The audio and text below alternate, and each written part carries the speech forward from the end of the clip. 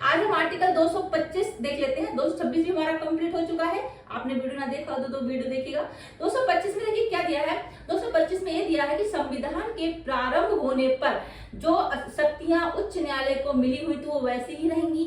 अगर कोई संसद या राज्य विधानमंडल कुछ कानून बना लेती है तो उसके अकॉर्डिंग रहेंगी। देखिए इस कानून या आर्टिकल बनाने का मेन उद्देश्य क्या था।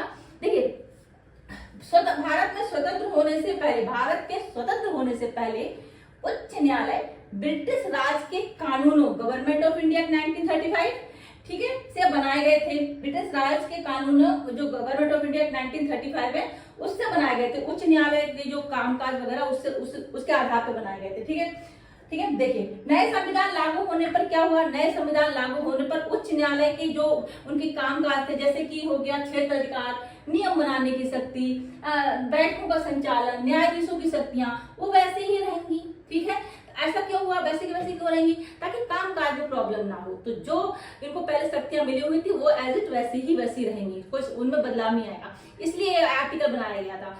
अब मान लीजिए ठीक है सपोज करिए एक नया संविधान बनता है। ठीक है एक नया संविधान बनता है। अब आगे जाके नेक्स्ट नया संविधान बनता है इन फ्यूचर। तो आर्टिकल 225 के अकॉर्डिंग क्या है कि शक्तियां वैसी की वैसी रहेंगी जो संविधान के प्रारंभ पर हैं। इसका मतलब क्या है कि संविधान का अगर निर्माण भी होता है, कुछ चेंजेस भी होते हैं तो आर्टिकल मतलब जो उच्च न्यायालय का कामकाज है उसमें बाधा नहीं आएगी, वो वैसे के वैसे रहेंगे। क्योंकि आर्टिकल 225 में लिखा गया है कि ठीक है उनको वही शक्तियां मिलेंगी, वही क्षेत्राधिकार मिलेंगे, वही नियम बनाने की शक्ति है जो संविधान के प्रारंभ पर उनको मिले हुए हैं। ठीक है इसीलिए इसीलिए आर्टिकल लिया गया था कि स्वतंत्रता प्राप्ति के पहले क्या था 1935 गवर्नमेंट ऑफ इंडिया 1935 के अकॉर्डिंग उच्च न्यायालय कामकाज करता था, उनको शक्तियां मिली हुई थी, सेम वैसी शक्तियां रहेंगी। ठीक है देखिए आर्टिकल पढ़ते हैं अच्छे से समझ में आएगा। देखिए आर्टिकल 225 के अनुसार संविधान लागू होने पर उच्च न्यायालय के पास मौजूद अधिकार व शक्तियां वैसी ही रहेंगी जैसे कि संविधान लागू होने पर थी। ठीक है लागू होने से पहले थी। ठीक है सरल शब्दों में अगर कहें नए संविधान में भी कोई मौजूदा उच्च न्यायालय ही केस सुनेगा।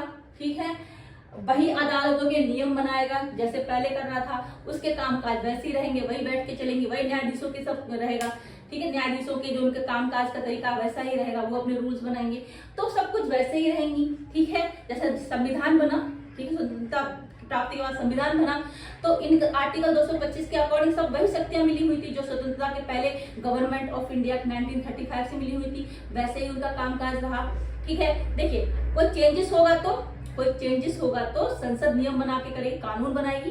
ठीक है